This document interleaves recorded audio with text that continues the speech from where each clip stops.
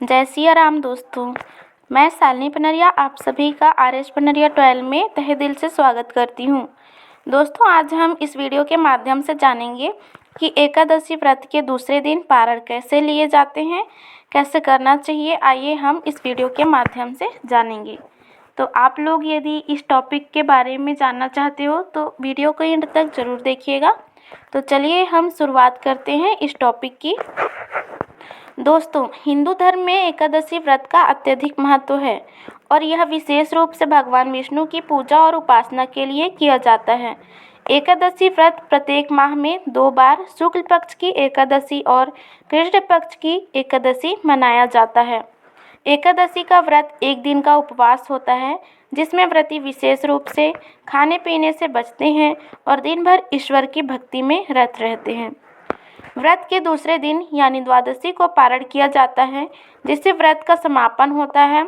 पारण का सही तरीका और इसकी विधि जानना बहुत ही महत्वपूर्ण है ताकि व्रत सही तरीके से समाप्त हो और उसका पूर्ण फल प्राप्त हो। आइए जानते हैं एकादशी व्रत के दूसरे दिन पारण करने का सही तरीका और इसके महत्व के बारे में विस्तार से। तो दोस्तों, हम सबसे पहले जान लेते हैं पारण का महत्व। एकादशी व्रत के दौरान व्रती पूरी तरह से उपवास रखते हैं। यह उपवास एक दिन का होता है जिसमें व्रती किसी भी प्रकार का खाद्य पदार्थ ग्रहण नहीं करते। लेकिन द्वादशी तिथि को पारण का विशेष महत्व होता है। पारण करने का उद्देश्य उपवास को समाप्त करना और शरीर को पुनः सामान्य आहार में लाना है। यदि पारण सही तरीके से किया जाए तो शरीर में बल, ऊर्जा और मानसिक शांति का संचार होता है। इसके अलावा यह माना जाता है कि एकादशी व्रत का पारण भगवान विष्णु के आशीर्वाद और कृपा का पात्र बनाता है और व्रती के समस्त पापों का नाश होता है। उसके बाद आता है पारण करने का सही समय। दोस्तों, पारण का समय अत्यंत महत्वपूर्ण होता है। एकादशी व्रत के दूसरे दिन यानी द्वादशी को सूर्योदय के समय से लेकर सूर्यास्त तक पारण किया जा सकता है। हालांकि पारण का सबसे उत्तम समय सूर्योदय से पहले होता है। इससे व्रती को अधिक पुण्य और लाभ मिलता है। विशेष ध्यान रखने वाली बात यह है कि पारण करते समय चंद्रमा और सूर्य के प्रभाव का ध्यान रखना चाहिए क्योंकि इन दोनों के बीच का समय ही सर्वोत्तम माना जाता है। अब आता है पारण विधि। पारण करने के कुछ विशेष नियम और विधियां होती हैं जिन्हें ध्यान में रखना आवश्यक होता है। आइए जानते हैं पारण विधि को विस्तार से। पारण से पहले व्रती को शुद्धता का ध्यान रखना चाहिए। सबसे पहले सूर्योदय से पहले या सूर्योदय के समय एक स्नान करें। स्नान से शरीर की शुद्धि होती है और यह एक मानसिक एवं शारीरिक शांति का संकेत है। स्नान के बाद शुद्ध वस्त्र पहने और भगवान विष्णु का स्मरण करें। पारण से पहले भगवान विष्णु का पूजन बहुत ही आवश्यक होता है।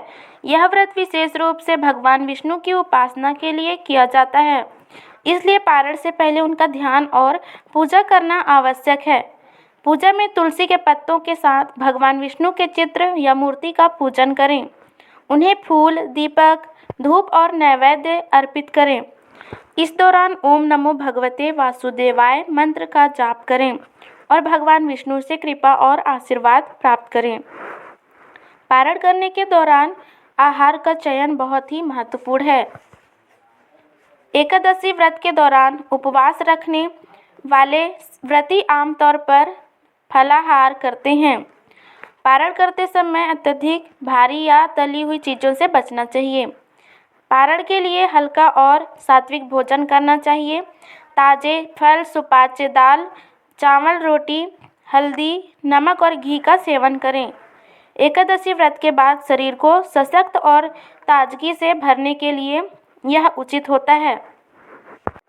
पारण से पहले पानी का सेवन करना चाहिए। इसे जलपान कहा जाता है। पानी का सेवन धीरे धीरे करें ताकि शरीर में पानी की कमी न हो और शरीर में ऊर्जा बनी रहे।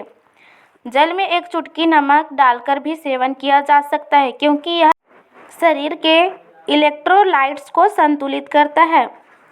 पारण के समय भोजन का सेवन धीरे धीरे और संतुलित तरीके से करना चाहिए एक साथ अधिक खाने से पाचन तंत्र पर अधिक दबाव पड़ सकता है, इसलिए पहले हल्का आहार लें और फिर आवश्यकता अनुसार अधिक भोजन करें। इस प्रक्रिया से शरीर को पुनः सामान्य आहार को स्वीकार करने में कोई कठिनाई नहीं होती है। पारण करने के बाद व्रती को भगवान विष्णु के भजन कीर्तन या मंत्र जाप करना चाहिए। इससे मानसिक शांति मिलती है और व्रती का मन शांत रहता है। ओम श्रीं विष्णवे नमः या ओम नमो भगवते वासुदेवाय जैसे मंत्रों का जाप करना विशेष रूप से लाभकारी होता है। आइए दोस्तों, अब हम जानते हैं पारण के बाद हमें क्या करना चाहिए, क्योंकि पारण के बाद कुछ विशेष ध्यान देने योग्य बातें भी हैं, उनके बारे में भी जानना बहुत ही आवश्यक है। तो दोस्तों आइए हम उनके बारे में जान लेते हैं। पारण के बाद यदि संभव हो तो गरीबों को भोजन या अन्न का दान करें। यह सद्भाव और पुण्य का प्रतीक होता है और इसे धार्मिक दृष्टि से शुभ माना जाता है। पारण के दिन ब्राह्मणों को भोजन या दक्षिणा देना भी एक महत्वपूर्ण कार्य है। इससे व्रती को विशेष पुण्य मिलता है और भगवान विष्णु की कृपा प्राप्त होती है। पारण के बाद घर में बने भोजन का प्रसाद पूरे परिवार को वितरित करें। इससे एकता और सामूहिक सुख का अनुभव होता है। दोस्तों, एकादशी व्रत के दूसरे दिन पारण एक अत्यंत महत्वपूर्ण और पवित्र कार्य है। इसका उद्देश्य उपवास के दौरान किए गए पुण्य कार्यों का समापन करना और शरीर को फिर से सामान्य आहार में लाना है। पारण करते समय शरीर को संतुलित और हल्का आहार देना चाहिए और भगवान विष्णु का पूजन करके उनके आशीर्वाद को प्राप्त करना चाहिए। पारण का सही समय, सही आहार और विधियों का पालन करने से व्रती को शुभ फलों की प्राप्ति होती है और जीवन में सुख, शांति और समृद्धि का संचार होता है।